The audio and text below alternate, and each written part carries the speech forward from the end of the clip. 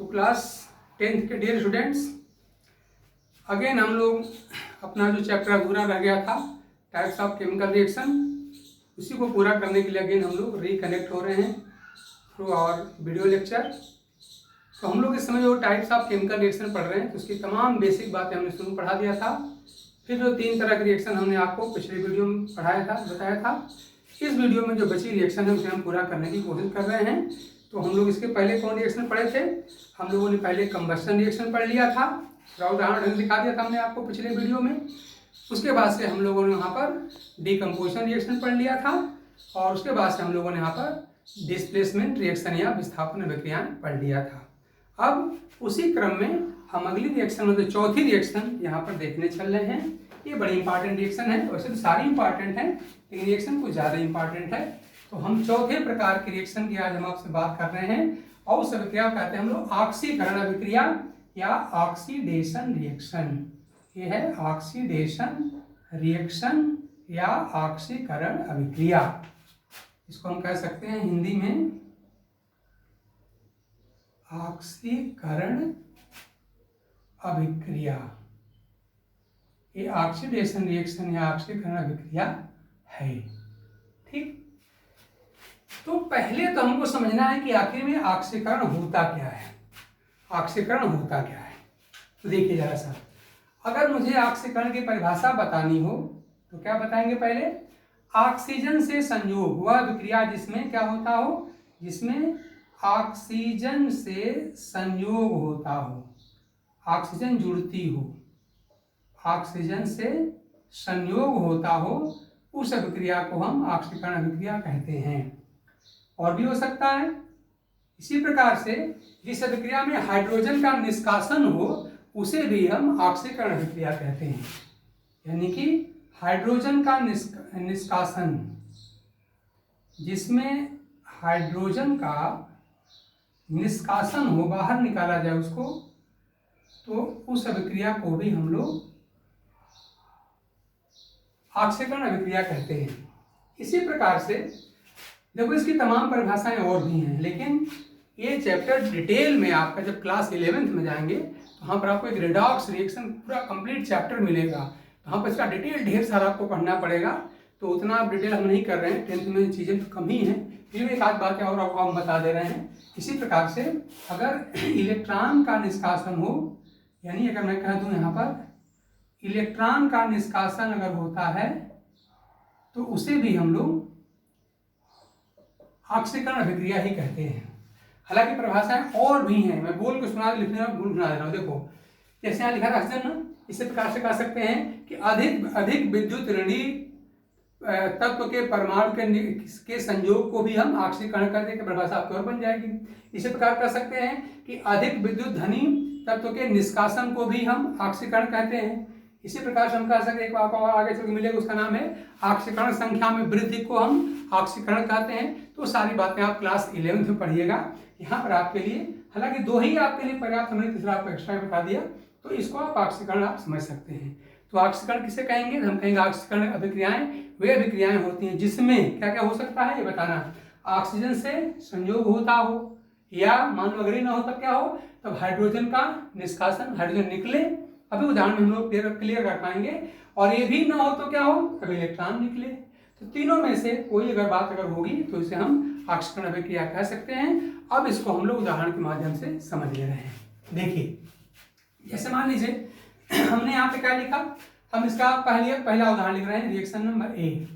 हमने यहाँ क्या किया, हमने यहाँ पे ले लिया कापर, तांबा धातु आप जानते होता है, ठोस होता है, और इसका क्या करिए ऑक्सीजन के साथ रिएक्शन कराइए तो क्या बनता है, यहाँ पर बन जाता है आपका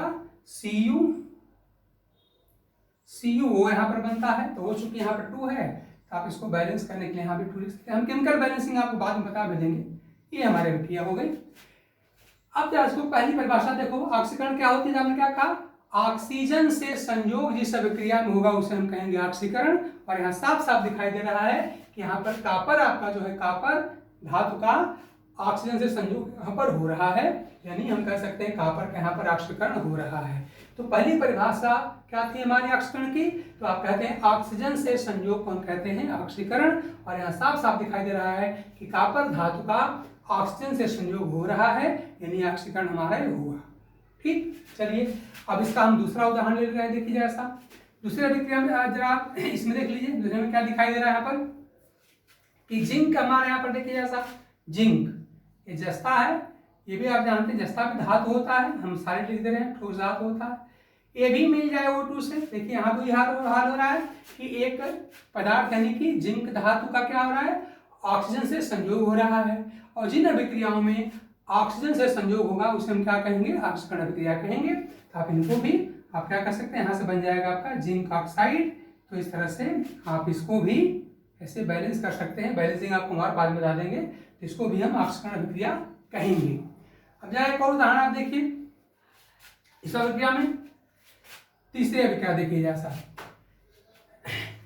यहाँ पर हम ले रहे हैं H2S प्लस Cl2, यहाँ पे H2 और प्लस यहाँ पर हम Cl2 ले रहे हैं। यहाँ पर देखिए यहाँ पर हमने लिया H2 और प्लस यहाँ पर लिया हमने Cl2। फिर इसमें आइए, यहाँ क्या दिख रहा है, एक तो दिख रहा है ऑक्सीजन संयोग। तो इस अभिक्रिया में कहीं पर भी आपको ऑक्सीजन से संयोग दिखाई नहीं पड़ रहा है। तो क्या दिख रहा है दूसरी चीज, तो साफ साफ दिख रहा है पर हाइड्रोजन से संयोग दिख रहा है। देखिए सॉरी एक देखो हाइड्रोजन संयोग तभी अपचयन हो जाएगा, ध्यान दो। ये अभिक्रिया ऑक्सीजन से संयोग को हम क्या बोलते हैं, ऑक्सीकरण बोलते हैं। तो हाइड्रोजन संयोग क्या बोलेंगे, इसको हम क्या कहेंगे, इसको हम लोग अपचयन बोलने लगेंगे। ध्यान दीजिए, अब इसको हम यहाँ पर अपचयन बोलने लग जाएंगे। तो इस तरह से आप क्या कह सकते हैं कि यहाँ पर थोड़ा अभिक्रिया को हम बदलते हैं, यहाँ पर कर लीजिए H2S कर दीजिए, H2S यहाँ पर हमने कर दिया, यहाँ पर H2S और प्लस Cl2। तो यहाँ पर क्या बनने जा रहा है, यहाँ पर क्या बन जाएगा, हम लोग का बन जाएगा यहाँ पर 2HCl, ये हम लोग का बन जाएगा 2HCl और प्लस यहाँ पर S, ये बन रहा है। जैसे इसको देखिए तो आप देख रहे हैं कि यहाँ पे Cl2 है और इधर देखो Cl के साथ क्या है, ये 2HCl हमने लिख दिया है। यानी आप देखिए इस अभिक्रिया में क्या हुआ कि जो हाइड्रोजन है वो Cl के साथ जाके, आप क्या देख रहे हैं कि यहाँ पे एक बात आप जरा से देखो थोड़ा सा, यहाँ पे H2S है, ठीक, और आप देख रहे हैं कि यहाँ पर भी S है, यहाँ भी S है। तो आप देख रहे हैं S यहाँ पर इस S के रूप में निकल गया, यानी क्या दिखाई दे रहा है कि सल्फर के साथ से हाइड्रोजन क्या होगा, निकल गया। देख रहे हैं ना, यहाँ पर सल्फर के साथ क्या है, यहाँ पर हाइड्रोजन है, और यहाँ देख रहे हैं सल्फर के साथ यहाँ पर हाइड्रोजन नहीं है। तो साफ साफ दिखाई दे रहा है कि यहाँ पर H2S में S के साथ तो हाइड्रोजन है, लेकिन यहाँ देख रहे हैं इसके साथ हाइड्रोजन नहीं है, मतलब हाइड्रोजन यहाँ पे निकल गई है, हाइड्रोजन निकल गई है और निकल के क्या की इनके साथ जाके जुड़ गई है। तो इस तरह से इस अभिक्रिया में क्या दिखाई दे रहा है हमको, यहाँ पर इस H2S में से हाइड्रोजन का निष्कासन हो गया। देखिए सल्फर आपका अलग हो गया और हाइड्रोजन यहाँ पर अलग हो गया था, और ये हाइड्रोजन जा करके यहाँ पे साथ जुड़ करके बना लिया है। तो इस तरह से आप देख रहे हैं कि इस अभिक्रिया में आपको साफ साफ दिखाई दे रहा है कि ये अभिक्रिया कैसी होगी आपकी, ये हमारी ऑक्सीडेशन की अभिक्रिया यहाँ पर हो गई। तो इस तरह से अभिक्रिया को हम कहेंगे ऑक्सीकरण की अभिक्रिया। तो ऑक्सीकरण अभिक्रिया में क्या होता है, हमने आपको बता दिया कि ऑक्सीकरण अभिक्रिया में जो होता है, हमने बता दिया क्या होता है, इन्हीं तीनों में से कोई एक होगा, या तो ऑक्सीजन से संयोग होगा, या हाइड्रोजन का निष्कासन होगा, या फिर इलेक्ट्रॉन का निष्कासन होगा। जैसे मान लो हम एक अभिक्रिया आपको इलेक्ट्रॉन के निष्कासन की बता दे रहे हैं, जैसे इसको देख लीजिए। जैसे मान लो जितनी भी धातुएं होती हैं, जैसे मान लो मैं सोडियम धातु ले लूँ, तो हर धातु की, सोडियम धातु मान ली हमने लिया है, धातु है, ठोस है, तो हर धातु की विशेषता होती है जो इलेक्ट्रॉन त्यागने की प्रवृत्ति वाली होती है, ठीक। तो सोडियम क्या करेगा, ये अपना एक इलेक्ट्रॉन यहाँ पर निकालेगा और बदल जाएगा किसमें, Na+ में। तो इस तरह से यहाँ जो ये धातुओं की जो अभिक्रियाएं होती हैं, जिसमें धातुओं की प्रवृत्ति होती है वो इलेक्ट्रॉन का निष्कासन करती है। तो इस तरह से इस इलेक्ट्रॉन के निष्कासन की प्रक्रिया को भी हम ऑक्सीकरण अभिक्रिया ही कहते हैं। तो इस तरह से आप आसानी से यहाँ पे ऑक्सीकरण अभिक्रिया को हम आसानी से समझ सकते हैं। इसके बाद से इसकी ठीक जो विपरीत अभिक्रिया, ध्यान दो, जो इसकी ठीक विपरीत अभिक्रिया होती है, इसकी ठीक विपरीत अभिक्रिया को हम क्या बोलते हैं, इसके ठीक विपरीत अभिक्रिया को हम लोग अपचयन अभिक्रिया कहते हैं। ध्यान दीजिए। तो मैं जरा सा इस समय एक दूसरी अभिक्रिया यहाँ पर लेने जा रहा हूँ, इसको मैं, इसका ठीक विपरीत अभिक्रिया मैं यहाँ पे लिखने जा रहा हूँ, और उस अभिक्रिया को हम लोग क्या कहने जा रहे हैं, इसको हम लोग अपचयन अभिक्रिया कहने जा रहे हैं, अपचयन अभिक्रिया। तो इस अभिक्रिया को हम यहाँ पर अपचयन अभिक्रिया कहने जा रहे हैं। तो अगला नंबर डाल लीजिएगा, जो भी नंबर आपके साथ 5वां होगा, 3 नंबर हो जाएगा अपचयन अभिक्रिया। और अपचयन अभिक्रिया जो होती है इसको अंग्रेजी में हम लोग रिडक्शन रिएक्शन कहते हैं, रिडक्शन रिएक्शन कहते हैं। अब देखिए, हमने आप सभी भी कहा कि जो अपचयन अभिक्रिया होती है ये ऑक्सीकरण अभिक्रिया की ठीक उल्टी होती है, अपोजिट अभिक्रिया होती है। तो ऑक्सीकरण में जितनी जितनी बातें आपने बताया उसी का उल्टा बोलना पड़ेगा। उल्टा मतलब क्या कि जिसका ऑक्सीकरण अभिक्रिया में संयोग हो रहा था, जो जुड़ रहा था, वो यहाँ से निष्कासित होगा, और ऑक्सीकरण अभिक्रिया में जिसका निष्कासन हो रहा था उसका यहाँ पर संयोग हो जाएगा। मतलब ऑक्सीकरण का ठीक उल्टा आपको बोलना है, तो हमारा अपचयन हो जाएगा। तो अपचयन में देखो क्या क्या होता है, जैसे याद करिए, ऑक्सीकरण में हमने क्या कहा था, ऑक्सीकरण में क्या कहा था कि ऑक्सीजन से संयोग होता है, यहाँ क्या हो जाएगा, उसका निष्कासन हो जाएगा, उसी का उल्टा बोलिए। तो पहली बात यहाँ पे हो सकती है क्या कि ऑक्सीजन का निष्कासन, ये ऑक्सीजन का क्या हो जाएगा, यहाँ पर निष्कासन हो जाएगा, ये बाहर निकल जाएगी। अभी उदाहरण हम देखेंगे। हम लोग दूसरी बात हम लोग क्या पढ़े थे, दूसरी बात हमने क्या पढ़ा था कि हाइड्रोजन का निष्कासन, यहाँ पे उसका उल्टा बोलना है। हमने ऑक्सीकरण में क्या पढ़ा था, हाइड्रोजन का निष्कासन, यहाँ क्या कर देंगे, उसका संयोग करा देंगे। दूसरी क्या कर देंगे हम लोग, हाइड्रोजन का यहाँ पर हम संयोग करा देंगे, तभी हमारी अपचयन अभिक्रिया हो जाएगी। तो इस तरह से हाइड्रोजन का संयोग कराइए, मतलब ऑक्सीकरण का ठीक उल्टा आपको यहाँ पर बोलना और लिखना है। तो इस तरह से अगर एक अभिक्रिया अगर आप याद कर लो ऑक्सीकरण का, तो अपचयन अपने आप हो जाता है। तीसरी बात हमने ऑक्सीकरण में क्या लिखा था, हमने तीसरी बात वहां पर लिखा था इलेक्ट्रॉन का त्याग, अंग्रेजी में कहते हैं हम लोग loss of electron is oxidation. तो इसका उल्टा बोलिए, इस बार क्या बनेगा, हम लोग गेन करेंगे, ग्रहण करेंगे। हम लोग कह सकते हैं, अंग्रेजी में लिख भी दे रहे हैं हम लोग, gain of electron, gain of electron, electron का ग्रहण होगा, इलेक्ट्रॉन यहाँ पे जुड़ेगा। तो इस तरह से आप ये 3 परिभाषा प्रेजेंट टाइम याद रखिए। हालांकि कुल मिला के 8 परिभाषाएं, 8 परिभाषाएं ऑक्सीकरण अपचयन की होती हैं, लेकिन वो सारी बातें आप जाके क्लास 11 में पढ़ेंगे। 10th में इतना आपके लिए पर्याप्त है, मोर देन सफिशिएंट है, बहुत पर्याप्त है। तो अब हम इसका उदाहरण से आपको समझाने की कोशिश करते हैं। देखिए जरा सा, मान लीजिए हम यहाँ पे इसका उदाहरण में हम पहली अभिक्रिया लिख रहे हैं, पहली अभिक्रिया, और ये हमारी देखिए यहाँ पर ये हमारे पास है क्यूप्रिक ऑक्साइड, CuO, इसका नाम है क्यूप्रिक ऑक्साइड। और यहाँ पर मैं क्या कर दूँ, यहाँ पर हाइड्रोजन से मैं संयोग करा दूँ, तो हमें क्या मिलता है, यहाँ हमें मिल जाता है जल मिल जाता है, और साथ में कॉपर यहाँ से बाहर निकल जाता है। देखिए साफ साफ दिखाई दे, इसका नाम क्या है, इसका नाम है क्यूप्रिक ऑक्साइड, क्यूप्रिक ऑक्साइड। पदार्थों के नाम और फार्मूले आप याद रखने की कोशिश करिए। ये हो गया। अब देखिए परिभाषा क्या है, हाइड्रोजन से संयोग, ध्यान, ये वाली परिभाषा यहाँ पे अप्लाई हो रही है। देखिए हाइड्रोजन यहाँ पे जुड़ रहा है, जब किसी पदार्थ से हम हाइड्रोजन को जोड़ते हैं, यानी इस परिभाषा के अनुसार से ये क्या हुआ, आपका अपचयन हुआ। ठीक, तो इस तरह से 3 में से कोई भी बात अगर आपको दिखाई पड़े, ऑक्सीजन का निष्कासन दिखाई पड़े तब भी अपचयन हुआ, हाइड्रोजन से संयोग दिखाई पड़े तब भी आपका अपचयन हुआ, और इलेक्ट्रॉन की अगर प्राप्ति यानी गेन दिखाई पड़े तब भी आपका अपचयन हुआ। तो इन तीनों में से अगर कुछ भी दिख जाए तो आप इसको अवश्य अपचयन कह देंगे। ठीक, तो हमने पहले लिखा दिया। चलिए एक और आपको उदाहरण दिखाते हैं। एक और उदाहरण में हम उदाहरण नंबर B यानी कि दूसरा उदाहरण यहाँ पर हम ले रहे हैं। देखिए यहाँ पर हम ले रहे हैं यहाँ पर हाइड्रोजन और Cl2। मान हमारे पास यहाँ पे क्लोरीन है, ये गैस होती है, और आप जानते हैं हाइड्रोजन में गैस, G मतलब गैस समझिएगा। तो हमने 2 गैसों को लिया और हमने परिभाषा, ये बात हमने यहाँ पर लगा दिया कि हाइड्रोजन से संयोग को हम क्या कहते हैं, यहाँ पर अपचयन हम कहते हैं। तो वही हम करने जा रहे हैं। देखिए हमने हमने हाइड्रोजन के साथ को जोड़ दिया, ये हमारा क्या हो जाए, बन जाएगा, ये हमारा बन जाएगा HCl। ये भी गैस होती है, इसका नाम है हाइड्रोजन क्लोराइड गैस, इसका नाम है hydrogen chloride hydrogen chloride gas हो गई। तो इस तरह से इस अभिक्रिया को भी हम लोग अपचयन अभिक्रिया में रखेंगे। और इसी प्रकार से हम एक और अभिक्रिया आपको दिखा दे रहे हैं जिसमें इलेक्ट्रॉन का उपयोग आपको दिखेगा। तो हमने बताया था आपको कि जो धातुएं होती हैं उनमें क्या होता है, उनमें इलेक्ट्रॉन त्यागने की प्रवृत्ति होती है, लेकिन जो अधातु उसमें क्या होता है, उसमें इलेक्ट्रॉन ग्रहण करने की प्रवृत्ति होती है।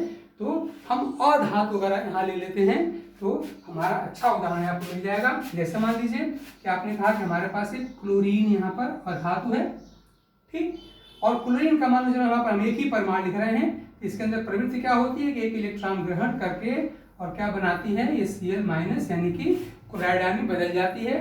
और आप देख रहे हैं आपके इलेक्ट्रॉन का एक्सेप्टेंस हो रहा है, इलेक्ट्रॉन ग्रहण किया जा रहा है, गेंद को गेन मतलब प्राप्ति। ये देख रहे हैं कि जो आपका आधात परमाणु है ये यहाँ पे इलेक्ट्रॉन की प्राप्ति करके और यहाँ पे क्लोराइड आयन बना ले रहा है। तो इस तरह से अभिक्रिया भी क्या हो गई, ये भी आपकी अपचयन अभिक्रिया की उदाहरण हो गई। तो अपचयन की 3 परिभाषा आप याद रखिए। पहली परिभाषा क्या है कि ऑक्सीजन का निष्कासन, ऑक्सीजन निकलेगा। इसी प्रकार से हाइड्रोजन का संयोग, उल्टा बोलना है, ऑक्सीजन और हाइड्रोजन दोनों के साथ उल्टा होता है। अगर ऑक्सीजन निकलेगा तो हाइड्रोजन वहां पे जुड़ेगा, ये बात याद रखना है। तो इस तरह से आप कह सकते हैं कि अपचयन की 3 परिभाषाएं हम जान गए। एक में ऑक्सीजन का निष्कासन होगा, वो भी हमारा अपचयन है। हाइड्रोजन का संयोग होगा या हाइड्रोजन से संयोग होगा, वो भी हमारा अपचयन होगा। और इसी प्रकार से अगर इलेक्ट्रॉन का यहाँ पर ग्रहण होगा, जुड़ेगा, तभी इसको हम अपचयन कहेंगे। इस तरह से आपने ऑक्सीकरण और अपचयन दोनों अभिक्रियाएं आपने देख लिया। इसमें से कोई अगर आप एक याद कर लेते हैं, समझ लेते हैं, तो दूसरी वाली अपने आप पूरी हो जाती है। और इस तरह से अगर आप जो ऑक्सीकरण के बारे में बोलेंगे उसका ठीक उल्टा आपको अपचयन के बारे में बोलना है। वो दोनों अभिक्रियाओं से आपका स्पष्ट हो गया होगा। अब एक और अभिक्रिया है, मैं उसे बता करके आपके इस चैप्टर को पूरा कर दे रहा हूँ।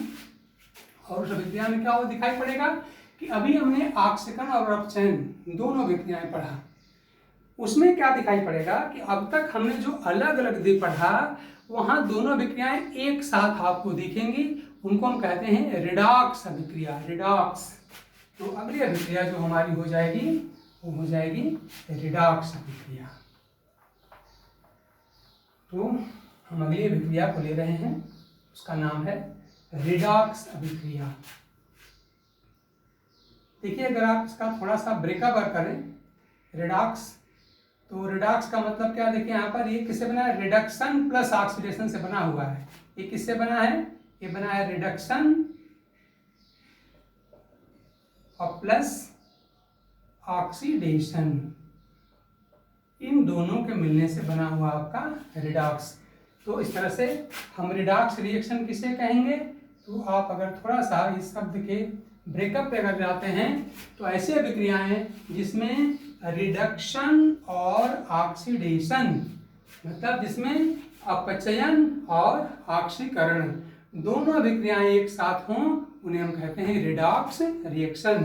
तो रिडॉक्स 2 शब्दों के मिलने से बना है, किससे, रिडक्शन, रेड का मतलब रिडक्शन और ऑक्स का मतलब होता है ऑक्सीडेशन।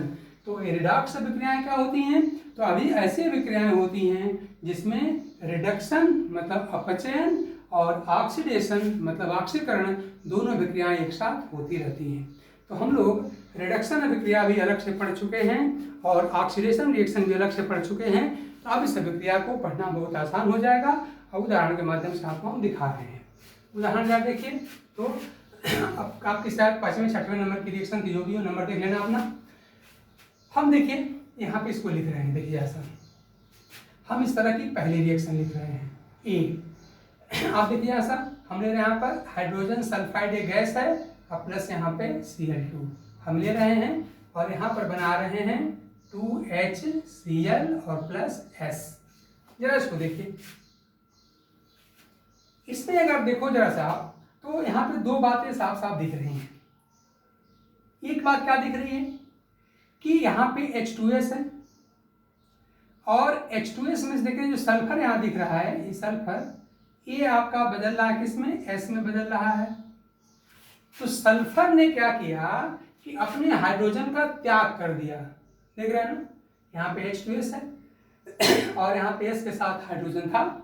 तो सल्फर ने क्या किया, हाइड्रोजन को निकाल दिया और हाइड्रोजन के निष्कासन को हम क्या कहते हैं, बताइए, याद आ रहा है? याद करिए, हाइड्रोजन के निष्कासन को हम ऑक्सीकरण कहते हैं। तो इस तरह से ये जो अभिक्रिया है ये कौन सी है? ये अभिक्रिया हमारी ऑक्सीकरण की अभिक्रिया है। यानी इसमें अगर मैं थोड़ा समझाने के लिए लिखूं तो क्या लिखूं मैं? यहाँ पे हाइड्रोजन का क्या हो रहा है? यहाँ पर निष्कासन हो रहा है। और हाइड्रोजन के निष्कासन को हम क्या कहते हैं? ऑक्सीकरण। यानी यहाँ पर ऑक्सीकरण अभिक्रिया हो रही है। यहाँ पर ऑक्सीकरण अभिक्रिया हो रही है। इसे हम शब्दों में क्या कह सकते हैं कि हाइड्रोजन सल्फाइड का सल्फर के रूप में क्या हो रहा है? ऑक्सीकरण हो रहा है। हाइड्रोजन सल्फाइड का सल्फर के रूप में ऑक्सीकरण हो रहा है। कैसे ऑक्सीकरण हुआ? तो आप कहें देखिए, यहाँ पर सल्फर के साथ तो हाइड्रोजन थी, लेकिन यहाँ देख रहे हैं खाली बस सल्फर अकेले दिखाई दे रहा है। इसका मतलब क्या हुआ? इसमें से हाइड्रोजन निकाल दिया गया। तो इस तरह से हमने हाइड्रोजन का निष्कासन कर दिया, और हाइड्रोजन के निष्कासन को तो हम लोग ऑक्सीकरण कहते हैं। तो आपका ऑक्सीकरण अभिक्रिया हो गया। अब जरा देखिए, दूसरी एक अभिक्रिया आपको और यहाँ साथ में दिखाई दे रही है। देखो क्या दिखाई दे रही है कि ये जो Cl2 दिखाई दे रही है, Cl2, ये Cl2 बहुत साफ साफ दिख रहा है कि ये बदल रही है किसमें? 2HCl में बदल रही है। यानी यहाँ तो Cl2 के पास कोई H था नहीं, लेकिन Cl2 किस में बदल गई? HCl में बदल गई। इसका मतलब इस अभिक्रिया के दौरान क्या हुआ कि इस क्लोरीन का इस हाइड्रोजन से संयोग हुआ है। तो जब क्लोरीन से हम H को जोड़ेंगे तभी तो यहाँ पर HCl हमारा बनेगा। इसका मतलब कि सल्फर ने जिसको त्यागा था, निकाला था, उसी को Cl ने क्या कर लिया? जोड़ लिया। हम कह सकते हैं कि जिस समय Cl2 बदल रही है HCl में, उस समय क्या हो रहा है? वहाँ पे हाइड्रोजन का संयोग हो रहा है। हम कह सकते हैं कि यहाँ पे H2 का क्या हो रहा है? संयोग हो रहा है इस अभिक्रिया के दौरान। और हाइड्रोजन के संयोग को हम क्या कहते हैं? परिभाषा आपको याद ही है। अगर निष्कासन को कहते हैं हम लोग ऑक्सीकरण, तो संयोग को क्या बोलेंगे हम लोग? अपचयन बोलेंगे। तो इस तरह से यहाँ पर आप कह सकते हैं क्या हो रहा है? यहाँ पर अपचयन अभिक्रिया हो रही है। तो इस तरह से अगर आप देखना चाहें तो बहुत साफ साफ दिखाई दे रहा है कि इस रिएक्शन में यहाँ पे H2S का तो ऑक्सीकरण, देखिए यहाँ पर ऑक्सीकरण हो रहा है, किंतु क्लोरीन का क्या हो रहा है? अपचयन हो रहा है। यानी ऑक्सीकरण और अपचयन दोनों अभिक्रियाएं एक साथ चल रही हैं। और जिन अभिक्रियाओं में ऑक्सीकरण और अपचयन दोनों एक साथ हो रहा होता है, उन्हीं को हम क्या कहते हैं? उन्हीं को हम लोग रिडॉक्स रिएक्शन कहते हैं। वैसे अभिक्रियाएं जिसमें ऑक्सीकरण और अपचयन दोनों एक साथ चल रहा होता है, उसी को क्या कहते हैं? उसको हम कहते हैं रिडॉक्स रिएक्शन। इसी प्रकार चलिए एक और उदाहरण लेते हैं। देखिए ऐसा उदाहरण, इसमें हम लेड ऑक्साइड, ये हमारा हो गया PbO लेड ऑक्साइड, प्लस ये लिया हमने कार्बन, और इससे हम क्या बनाने जा रहे हैं? इससे हम बनाने जा रहे हैं, देखिए यहाँ पर हम बना रहे हैं कार्बन मोनोऑक्साइड प्लस लेड, ये हम बनाने जा रहे हैं। ये रिएक्शन याद करिए, इसका नाम क्या है? इसका नाम है लेड ऑक्साइड। तो ये आपकी हो गई लेड ऑक्साइड है, ये लेड ऑक्साइड है, और ये सबको पता है कि कार्बन। तो जरा देखो C का जरा हालचाल पूछिए क्या हो रहा है इसमें। तो बड़ा साफ साफ दिख रहा है कि C किस में बदल रहा है? CO में बदल रहा है। और जब C CO में बदला तो साफ साफ देख रहे हैं कि C जब CO में बदला तो यहाँ क्या हुआ? यहाँ पे O से संयोग हो गया, O यहाँ पे जुड़ा। जब इस O को ला के हम C के साथ जोड़ेंगे तभी तो CO बनेगा। इसका मतलब यहाँ क्या हुआ? इसमें ऑक्सीजन का क्या हो रहा है? संयोग हो रहा है। इसमें ऑक्सीजन का संयोग हो रहा है, और ऑक्सीजन के संयोग को हम लोग कहते क्या है भाई? आप सबको पता है, इसे क्या कहते हैं? ऑक्सीकरण। यानी यहाँ पर हो रहा है इसका ऑक्सीकरण, साफ साफ दिखाई दे रहा है, यहाँ हो रहा है ऑक्सीकरण। इसी प्रकार से अगर आप लेड ऑक्साइड इसको लेके देखते हैं, आप जरा देखो जरा इसको, तो लेड ऑक्साइड देखिए किसमें बदल रहा है? यहाँ पर ये लेड में बदल रहा है। इसका मतलब क्या हुआ कि यहाँ पर लेड के साथ ऑक्सीजन है, और यहाँ देख रहे हैं लेड अकेला है, वो नहीं है। यानी जिस समय लेड ऑक्साइड बदला लेड में, उसमें क्या हुआ? ऑक्सीजन का त्याग हो गया, ऑक्सीजन का निष्कासन हुआ। हम कह सकते हैं यहाँ पे क्या हो रहा है? यहाँ पे ऑक्सीजन का क्या हो रहा है? त्याग हो रहा है, निष्कासन हो रहा है। और जिसमें ऑक्सीजन का त्याग हो रहा हो, निष्कासन, उसे क्या बोलते हैं? उसको हम लोग अपचयन अभिक्रिया कहते हैं। इस तरह से यहाँ पर क्या हो गया? यहाँ पे अपचयन अभिक्रिया भी हो गई। तो हम साफ साफ कहते हैं जो रिएक्शन यहाँ पे हमको दिखाई दे रही है उसमें क्या हो रहा है, इसमें लेड ऑक्साइड का लेड के रूप में अपचयन हो रहा है और कार्बन का इसका नाम है कार्बन मोनोऑक्साइड, तो कार्बन का कार्बन मोनोऑक्साइड रूप में क्या हो रहा है, ऑक्सीकरण हो रहा है। आप इसका नाम चाहे यहाँ लिख सकते हैं, इसका नाम है कार्बन मोनोऑक्साइड।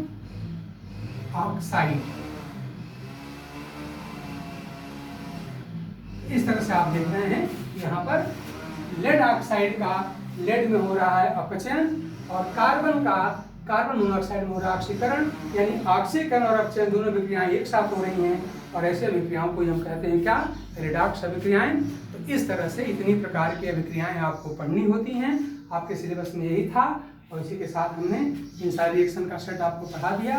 पहले डिटेल में बेसिक बता दिया था, आज मैंने सारे रिएक्शंस आपको कंप्लीट कर दिया। तो इस तरह से इनको ढंग से देखिएगा, तो इस तरह 3-4 वीडियो में आपका पूरा चैप्टर पूरा हुआ है, ढंग से दोहराइए और फिर आगे चल के मौका मिलेगा तो फिर मैं आपसे टेस्ट लूँगा। तो इन सारे वीडियो को ढंग से देख करके और आप इसका बढ़िया सा नोट बनाइए, इसको तैयार करिए। जो क्वेश्चन होते हैं क्लास टाइम का आंसर हमसे आप पूछ सकते हैं। और एक बात और मैंने आपसे बार बार कहा है कि अगर किसी कारणवश से आपने अगर इसको न लिखा हो या आपका वीडियो छूट गया हो तो हमारा एक YouTube चैनल है, हमारे नाम से मिल जाएगा, आप YouTube पे सर्च करोगे मिल जाएगा, डॉक्टर राजेश तिवारी के नाम से मिल जाएगा। और नहीं तो जो वीडियो जाती है उसका लिंक आपको जाता है, ग्रीन कलर का रहता है, तो उससे आपको लिंक मिल जाएगा। तो आप उस YouTube चैनल को आप लोग लाइक कर दीजिए, सब्सक्राइब कर दीजिए, जितनी वीडियो जाएंगी आपके 10th क्लास की वो सारी आपके यहाँ पहुँचती रहेंगी। और इस तरह से जो वीडियो आप चाहेंगे आप खोल के देख सकते हैं, मतलब आपके मोबाइल के अंदर वो हमेशा उपलब्ध रहेगा, जब मन करे तब उसको खोल के निकाल के आप देख सकते हैं, पढ़ सकते हैं। मतलब आपके नोट्स से भी ज़्यादा सुरक्षित वो चीज़ है, जब चाहे आप निकाल लीजिए, जब चाहे पढ़ लीजिए। अगर आपका कोई क्लास छूट जाता है तो कोई चिंता नहीं, यूट्यूब चैनल पर जाइए, खोलिए, पढ़िए, इस तरह से आपकी अच्छी प्रैक्टिस होती रहेगी। और फिर उन सारी बातों को आप कॉपी में नोट करके अच्छा नोट तैयार कर सकते हैं। और फिर आगे के क्लास में हम आपका टेस्ट भी लेने वाले हैं, तो उस टेस्ट में उम्मीद करते हैं आप लोग बहुत अच्छा करेंगे। तब तक आप एंजॉय करिए, पढ़िए और कोरोना पीरियड में जो जो आपको दिए जाते हैं उसका पालन करिए, सुरक्षित रहिए, अपने घर वालों को भी सुरक्षित रखिए और पढ़ाई लिखाई करते रहिए। तब तक के लिए थैंक यू।